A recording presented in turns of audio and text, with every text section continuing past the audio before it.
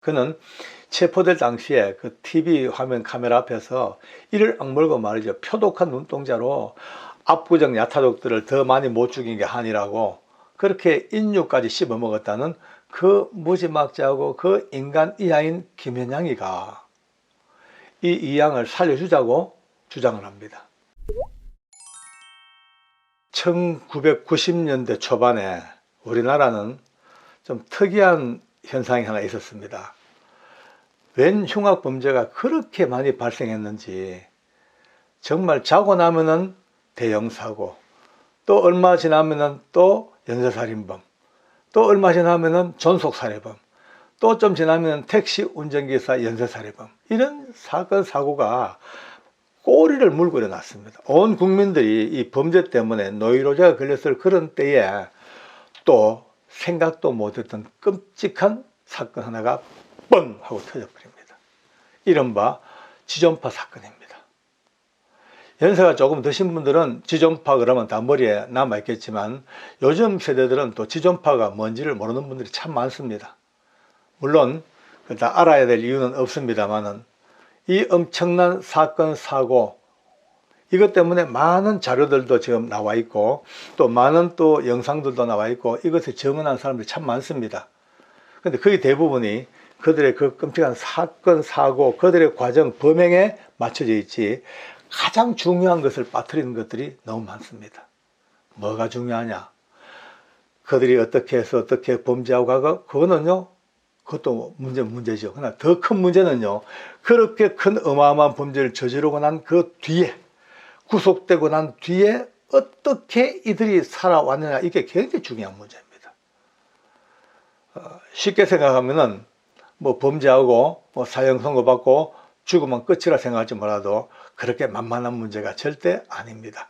여기서 우리가 눈여겨봐야 될 부분들을 제가 가장 정확하고 가장 가까이에서 가장 그들을 직접적으로 관리하고 대화하고 그들을 끌어갔던 많은 우리 증언자들의 증언을, 정확한 증언을 여러분들에게 좀 알려드리고 싶습니다. 20대 청년 7명이 모였습니다. 그들은 공통된 목표가 있습니다. 우리는 부자를 정오한다. 잘 사는 사람들을 절대 눈뜨고 볼 수 없다. 전부 다 없애버리자. 이것이 그들에게 주어진 하나된 마음이었습니다. 적대감, 이유 없는 정오심, 그것으로 똘똘똘 뭉쳐져 가지고 그들은 4대 강령을 만듭니다. 첫째, 부자는 무조건 정오한다. 두 번째, 우리는 각자 10억씩 돈을 모을 때까지 이 범행 계속 해야 된다. 세 번째, 배신하는 사람은 무조건 죽인다. 네 번째, 아무도 믿지 않는다. 이것이 그들의 행동 강령이었습니다. 이 무시무시하고도 어쩌면요 철부지 같은 이 강령을 가지고 그들은 드디어 출발합니다.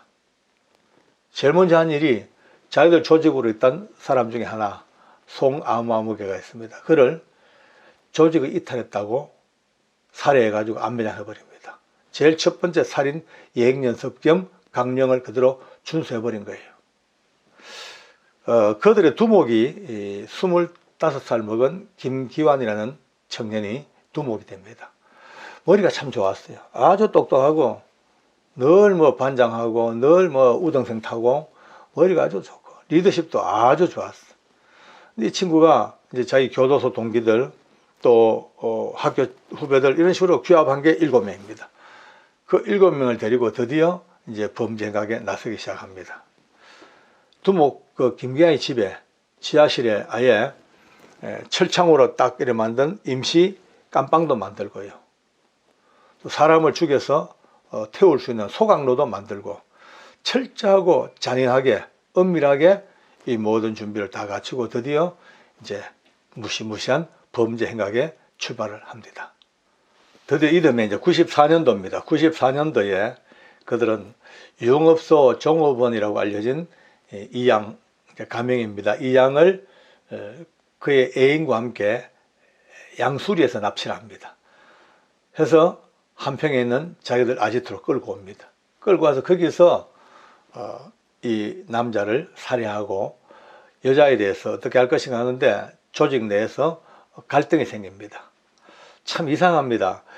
김현양이라고 기억나시죠? 아마 두목이 김기양이지만 더 많이 알려진 건 김현양입니다. 그는 체포될 당시에 그 TV 화면 카메라 앞에서 이를 악물고 말이죠. 표독한 눈동자로 압구정 야타족들을 더 많이 못 죽인 게 한이라고 그렇게 인육까지 씹어먹었다는 그 무지막지하고 그 인간 이하인 김현양이가 이 이양을 살려주자고 주장을 합니다. 그러니까 역시 조직원이었던 문상록이는 안 된다, 죽여야 된다, 살려주자. 이래 둘이 막 대판 싸움을 벌일 정도까지 그렇게 해서 결국은 김현양이 이겼어. 일단 살려주기로 했습니다. 참 이해가 안 됩니다. 그 무지막지하고 천인공노할 살인마가 어떻게 이렇게 사람을 살려주자고 했는지 거기에 대해서 나중에 현양이도 이유를 밝히지 않았어요. 뭔가 내심 자기 마음에 뭐 있었겠죠. 우리들에게는 아무 얘기가 없었습니다.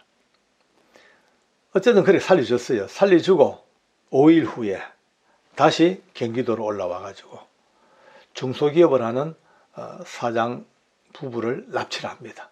납치해 가지고 역시 자기들 아지트로 또 납치해 가서 그 부인은 그냥 살해하고 남자 사장에게서는 돈을 많이 빼냈습니다. 돈을 갈취하고는 이제 이양에게 납치한 이양에게 공기총을 주면서 그 납치된 사장을 살해하라고 그렇게 사주를 합니다. 처음에는 이양이 나 못하겠다고 하니까 그럼 칼을 들어대고 그럼 너 죽인다. 목에 칼 대고 빨리 쏘라니까 어쩌겠어요. 한급울렁의 상태에서 총을 쏴서 그 중소기업 사장을 살해했습니다. 아마도 이런 일을 시킨 것은 이 이양을 살려두긴 살려줘야 되는데 어떻게 하냐. 다시는 빠져나가지 못하게 역시 그 손으로 살인하게 만들어서 자기들 공범으로 만들어 가지고 배신 못하게 하는 공범의 어떤 자격을 갖추려고 아마 그렇게 했을 것 같아요. 어쨌든 이 양은 졸지에 사람을 죽인 살인자가 되니까 얼마나 마음이 진짜 괴롭겠습니까? 그런데 참 역사라는 게 참 희한한 게 말이죠. 아이러니합니다.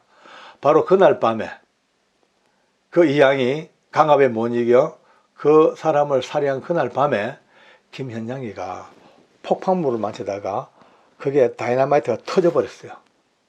터지는 바람에 이 손에 엄청 중상을 입고 병원에 치료하러 갑니다.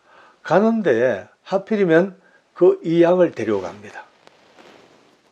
치료받는 도중에 이양이 틈을 노려서 김현양의 핸드폰과 돈을 들고는 그 길로 탈출합니다.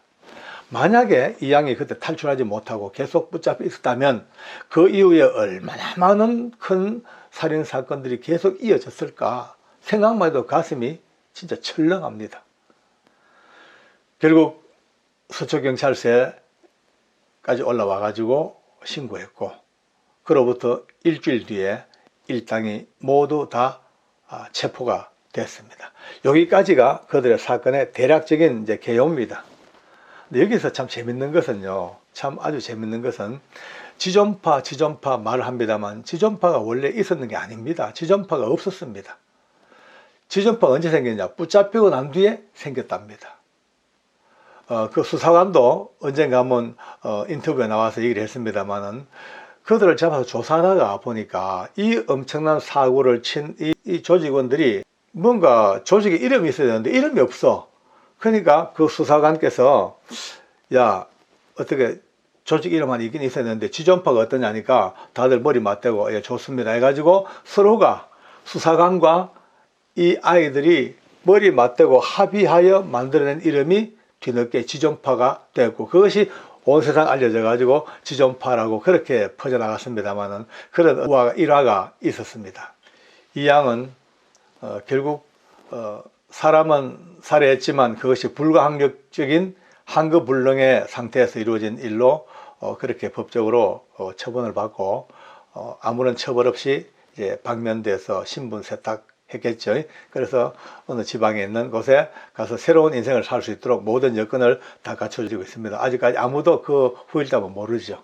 자, 이제 문제는 지금부터입니다. 그들이 서울구치소로 드디어 다 들어왔습니다. 그런데 짐승도 그런 짐승이 없죠. 표독하고 날카롭고, 예? 어르렁대고 사람과 눈을 마주치지 아니하고요. 불러도 대답도 하지 아니하고. 그러니까 초창기에는 이들이 워낙 세상을 떠들썩하게 만든 중대범이니까 외부와 철저하게 고립이 됐습니다. 누구와 면회는커녕 심지어 편지조차도 쓰지도 못하고 누가 보낸 편지도 받아보지도 못하고 전부 영치시켜 놔버리고 신문 잡지 일체 없습니다. 완전 고립. 왠지 아십니까? 만약에 조그만한 자극이라도 주어져서 대형 사고로 뭐 자살한다든지 또 다른 사고가 이어질지 모르기 때문에 철저하게 고립된 상태로 통제가 됐습니다.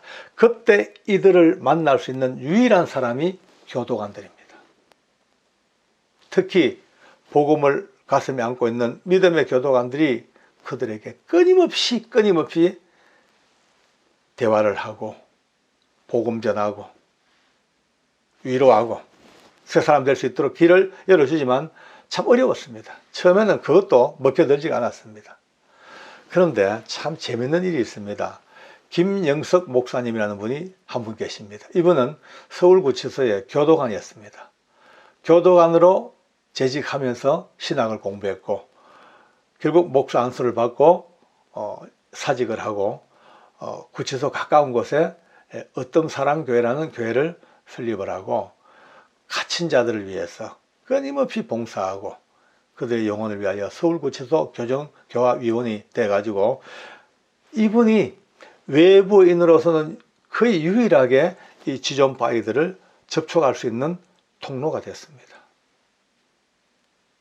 뭐 그 긴 이야기를 어떻게 다 하겠습니까마는 어느 누구도 찾아오지도 못하고 편지 한 장 받아보지 못하고 철저하게 고립된 이들에게 사랑을 전하고 은혜를 전할 수 있는 분이 한 분 계신 거 얼마나 감사한지요. 이 목사님이 얼마 전에 그들과 함께 겪었던 수많은 이야기들을 잘 모아서 사랑은 폭력보다 강하다라는 책도 쓰셨어요. 저거 보고 참 많이 감동받고 있습니다만 오늘 제가 드리는 이야기보다 더 상세한 이야기가 다 들어있습니다. 김현양이는 말이죠. 제일 악당이었잖아요. 그가 제일 먼저 기독교를 영접합니다. 참 희한하죠. 그의 변화가 얼마나 급속도로 변했던지 모든 사람들이 보고 충격을 먹습니다. 눈물을 알고 사람들에게 사랑의 이야기를 할 줄 알고 그러니까 사람들은 처음에 에이 뭐 저거 쇼 아닌가 저거 너무 저런 극과 극을 살다 보니까 종교적인 쇼 하는 게 아니냐라는 의심이 들 정도였죠. 근데 가까이서 접해보면 대화해보면 얼마나 순수한 인간으로 바뀌어지고 있는지 모두가 다 동에서 서가 먼 것처럼 그 먼 거리가 전혀 멀지 아니하고 점점 가까워 이게 충격을 먹죠. 다들. 김현양이는요. 저도 그를 저희 아내와 같이 또 만나본 적도 있습니다. 눈자리가 늘 불그스리하게 눈물이 그러니까 많이 젖어 있어. 그리고 405장 나 같은 죄인 살리신 이 찬송이 그 애창곡입니다. 늘 그걸 부르고 삽니다. 특히 우리 김 목사님은 강문섭이라는 지존파 아이가 있습니다. 나이가 제일 어렸죠. 21살이었을 거예요. 21살. 너무나 앳되고 얼굴에 화상 자국이 있어가지고 그럼에도 불구하고 그 웃는 모습이 말이죠. 초등학교 아이들 보듯이 동안입니다. 이 강문섭이를 이 김 목사님이 엄청 많이 챙겼습니다. 제일 어렸으니까 더더욱 그랬겠죠.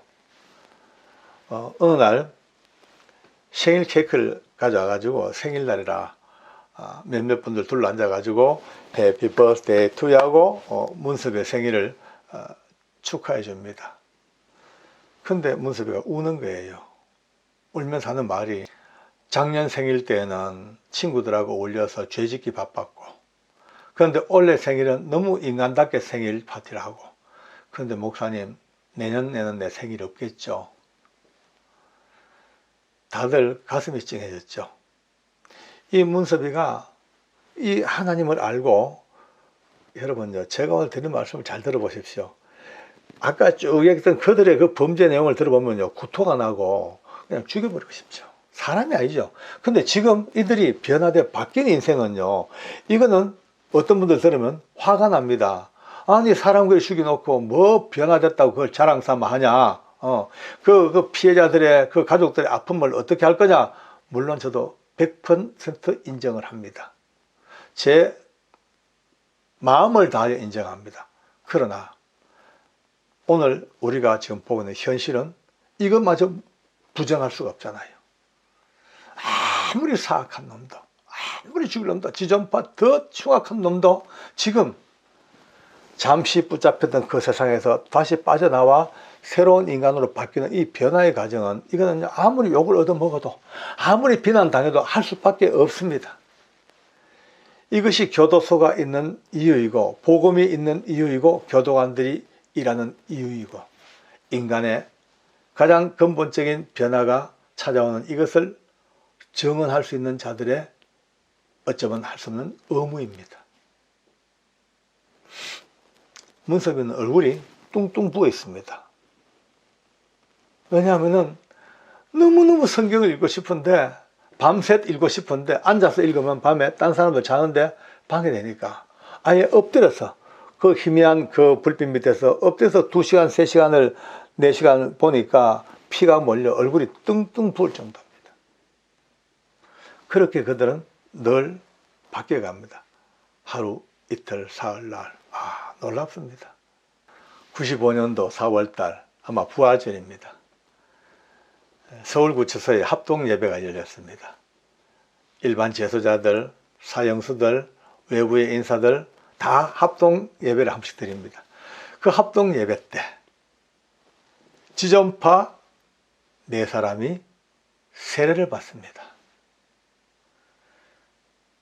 그리고 그 중에서 현양이와 문섭이가 김 목사님과 함께 단상에 올라가서 특송을 합니다. 그 하나님을 향한 그들의 뜨거운 마음의 노래에 얼마나 많은 이들이 감동하고 눈물 흘리고, 저 흉악한 죄인도 저렇게 바뀔 수가 있구나. 저 인간도 아닌 짐승보다 못한 저들도 저렇게 바뀔 수가 있구나. 거기에 대한 인간에 대한 소망을 수많은 사람이 바라보았습니다. 세월이 지나 11월 2일입니다. 드디어 이들에게 사형 집행이 시작됩니다. 문섭이가 먼저 사형장에 올라왔습니다. 절차를 다 마치고 난 뒤에 우리 문섭이가 이렇게 마지막 자기 고백을 합니다. 제 눈이 열리게 하셔서 너무 고맙습니다. 나 같은 흉악범을 교정교화시켜 주셔서 너무 감사합니다. 제가 보던 성경책은 우리 가족에게 꼭 보내주셔서 우리 온 가족이 저처럼 예수 믿고 구원받게 해주시고요. 그리고 제게 영치금이 좀 많이 남아 있습니다. 이 영치금으로 저와 혹시 제 친구들, 돈이 없는 친구들 화장하는 화장비에 써주시고, 나머지 돈으로는 성경을 사가지고 저와 같은 이런 많은 우리 재소자 형제들에게 꼭 나눠주시기 바랍니다. 그리고는 목에 밧줄이 걸렸잖아요. 참 놀랍습니다. 만세반석 열리니, 이 찬송을 문섭이가 부르기 시작합니다. 만세반석 열리니 내가 들어갑니다. 그 찬양과 함께 결국 덜커덩하고 2시 55분에 집행이 됐습니다. 그리고 정확히 9분 후에 사망이 확인됐습니다. 그렇게 그는 이 땅을 떠나갔습니다. 한때 세상을 떠들썩하게 만들었던 최악의 지존파, 흉악범, 살인마, 연쇄살인범, 그러나 그가 하나님의 은혜로 이렇게 바뀐 마음으로 이 땅을 떠나가는 그 현장에서 수많은 교도관들과 많은 외부 인사들이 가슴을 아릴 정도로 새로운 세상을 보는 것 같았다고요. 이어서 현양이가 들어옵니다. 평상시와 똑같은 차분한 모습으로 둘러선 교도관, 예수 믿는 교도관 애들에게 목례하면서 들어와서 앉아서, 그도 모든 인정신문 절차를 다 마쳤어요. 다 마치고 마지막 고백을 이렇게 합니다. 억울한 희생자들에게 정말 저는 죄송합니다. 제 죽음으로 사죄하겠습니다. 진심으로 뉘우칩니다. 저는 인간도 아니었는데 이제 겨우 인간으로 돌아왔습니다. 고맙습니다. 5명을 죽였으니 5명을 살리는 마음으로 제 모든 장기를 누군가에게 다 기증하겠습니다. 너무나 고맙습니다. 또 그렇게 고백하고 역시 그도 목에 밧줄이 걸려 이 땅을 떠날 때까지 즐거이 부르던 사벽오장 나 같은 죄인 살리신 주원의 놀라와 이 찬송과 함께 달카당 하고 이 땅을 떠나갔습니다. 천하에 용서받지 못할 최악의 사악한 그들이 그러나 그 긴 은혜의 과정을 거쳐 마지막 이토록 아름답게 이 땅을 떠나간 그 과정 속에서 우리는 지존파만 볼 것이 아니고 우리와 또 내 이웃과 또 누군가의 긴 삶이 역시 그 속에 대입되어져서 우리 모두 다 이와 같은 변화의 은혜 속에서 마음껏 찬송할 수 있는 그 은혜가 이들을 통하여 다시 한번 눈 떠지기를 원합니다. 2번 다시 이와 같은 악한 범죄가 사라지고 다시는 이와 같은 추악한 일이 사라지는 날이 꼭 오리라 생각하고 오늘 지존파를 통하여 다시 한번 지난날을 돌아보고 미래를 꿈꿔 봅니다. 하나님은 살아계시고 죄인을 불러 회개케 하셔서 새 사람 만드시던 위대한 역사가 지금도 계속되고 있습니다. 제가 서울구치소에 발령받아 와가지고 많은 사형수들을 봅니다. 근데 그 중에 제 눈에 뜨이는 젊은 아이 둘이가 계속 자주 보여요. 참 이상해요. 보니까 아주 밝아요. 아주 천진난만해요. 나이도 아주 젊어요. 22살, 24살. 저런 아이들이 도대체 왜 사형수가 됐을까? 이해가 되지 않습니다. 이미 제가 발령받아 가기 전에 많은 교도관들의 사랑과 관심과 교화에 힘입어 가지고 이미 2 사람 다 예수 믿는 사람이 되어 있다고 보고를 받았습니다. 그런데 저는 솔직히 이제 또 사람들, 죄수들을 대할 때에 가급적 그들이 옛날에 지은 죄를 잘 알아보지 않습니다. 왜냐하면 그것을 한번 알고 나면은 그들의 범죄나 그들의 모든 사건, 사고가 머리에 딱 박혀 있어 가지고 선입견이 너무 강해 가지고 진실된 대화, 그들을 향한 내 마음을 쏟기가 참 힘이 들어요. 그래서 가급적 안 보는 것이 유익하더라고요. 근데 얘들은 아무리 봐도 좀 이상하니까 한번 봤어요. 보는 순간에 세상에 이게 웬일입니까? 끔찍하게 이럴 데가 없습니다. 그 무서웠던, 아마 기억나실 거예요.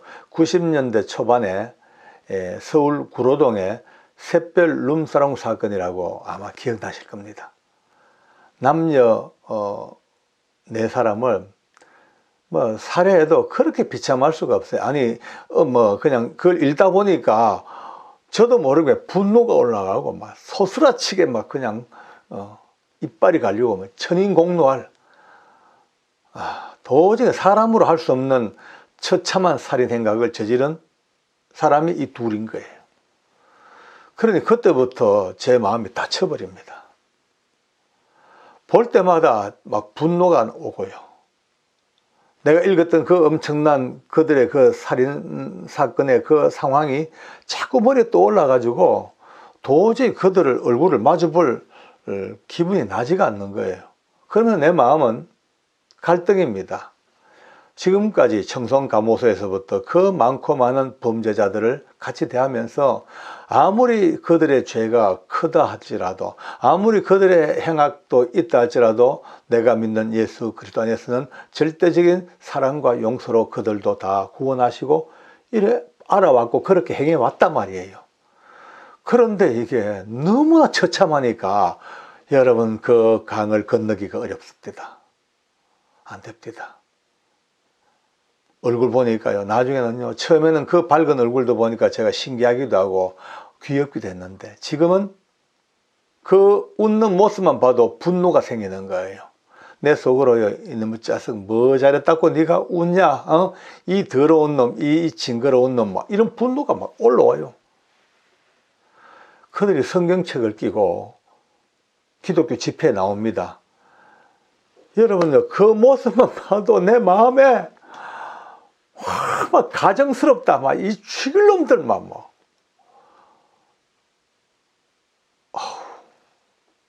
제가 오히려 지옥을 삽니다. 이제 왠지 아십니까? 내 마음은요, 이미 내가 오랜 세월 동안 주님 앞에 기도하고 살아오고 받은 은혜가 얼마나 큽니까? 그 은혜가, 내가 은혜는 어떤 죄도 용서하시고 어떤 허물도 다 주홍 같은 붉은 죄도 다 용서하시고 양털처럼 희게 하시는 그 은혜를 내가 말해왔고 그렇게 살아왔잖아요.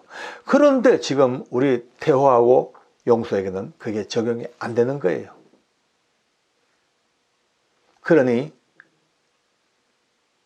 그것이 제게 지옥이죠.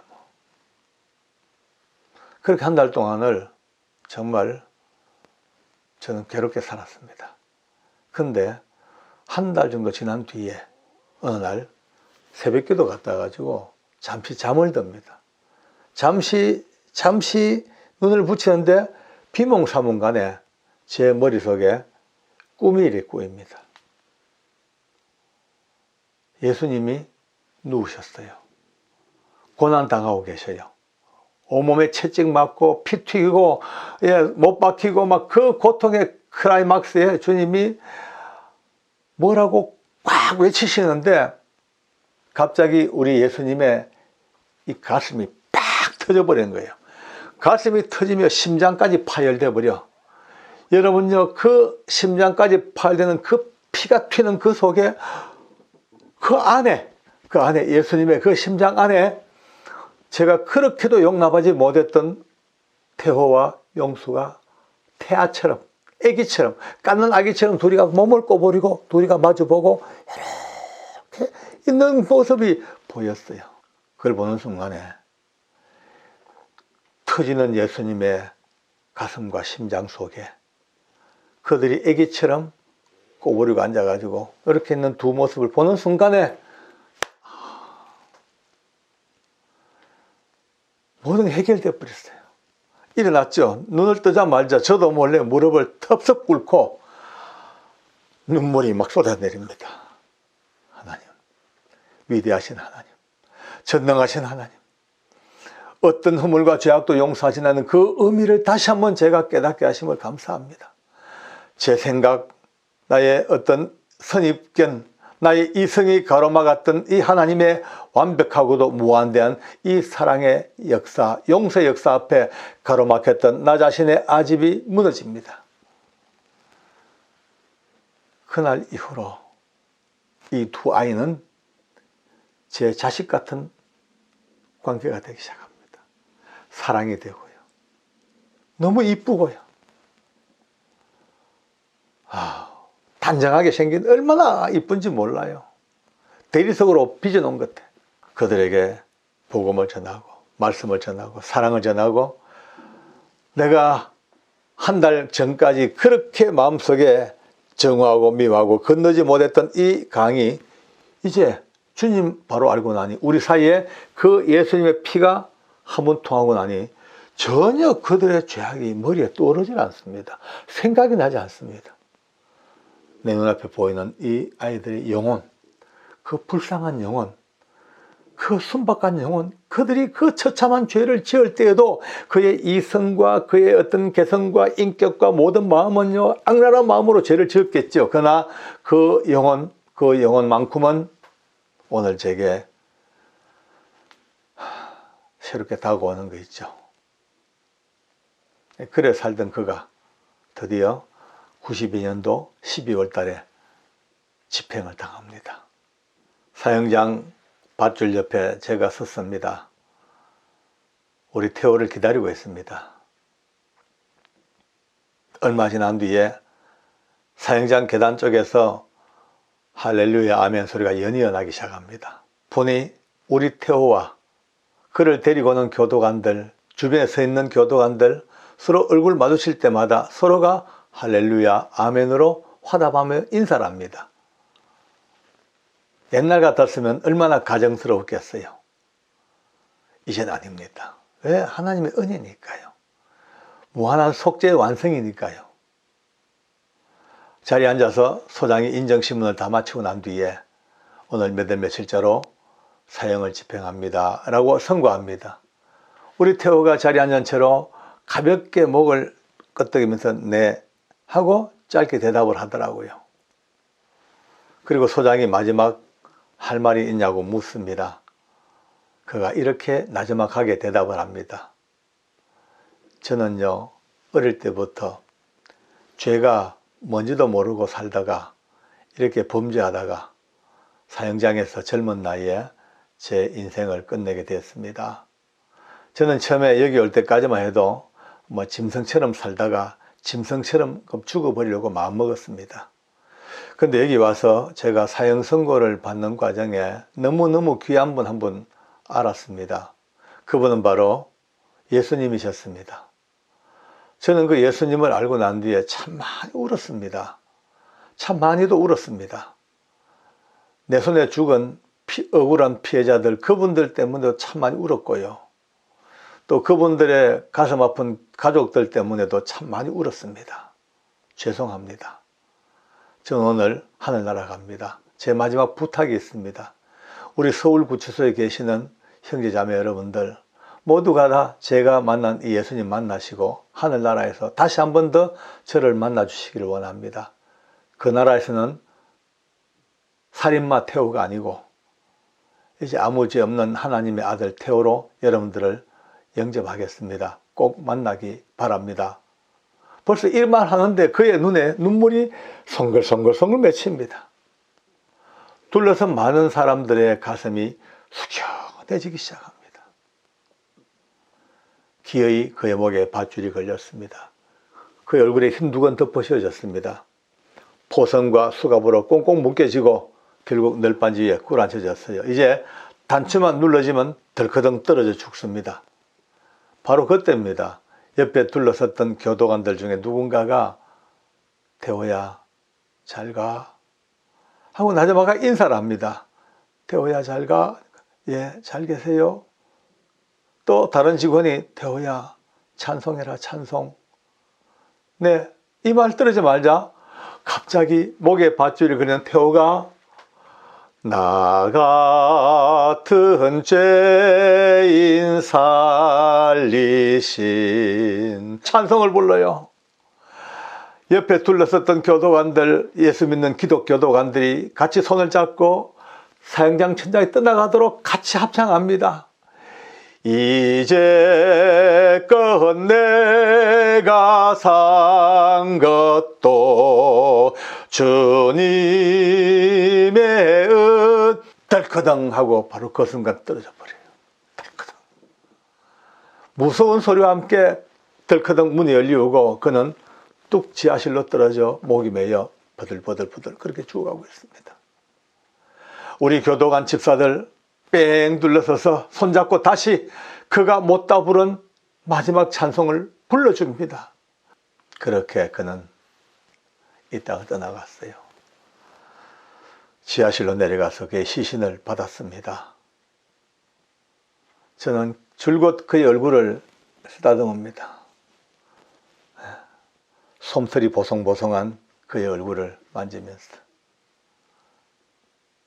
금방이라도 벌떡 일어나가지고 못다 부른 찬송을 계속 부를 듯한 그의 입을 보면서 제가 그랬죠. 그래 태호야 너 이제 살인마가 아니다. 너 이제 죄사함 받은 하나님의 아들이다. 우리 거기서 만나자. 거기서 만나자. 그렇게 그를 떠나보냈습니다. 뒤에 올라오는 용수 또한 마찬가지입니다. 거의 같습니다. 밝은 모습으로 올라오면서 우리 교도관들에게 인사하면서 그동안 신세만 많이 지어갑니다. 빚도 못 갚고 죄송하요. 세상에 죽을 아이가 빚도 못 갚고 신세만 지어간다고 그렇게 인사하고 마지막 그의 고백도 마찬가지입니다. 나는 지금까지 벌레처럼 살고 벌레처럼 취급받아 왔는데 여기 와서 제가 비로소 사람 대접받아 봤네요. 너무 고마웠어요. 정말 고마웠어요. 이제 예수 믿고 하늘나라 갑니다만 피해자들에게 너무 죄송해요. 너무 미안해요. 너무 죄송해요. 너무 미안해요. 몇 번을 두고 울면서 죄송하다고 미안하다고 그렇게 그도 이 땅을 떠나갔습니다.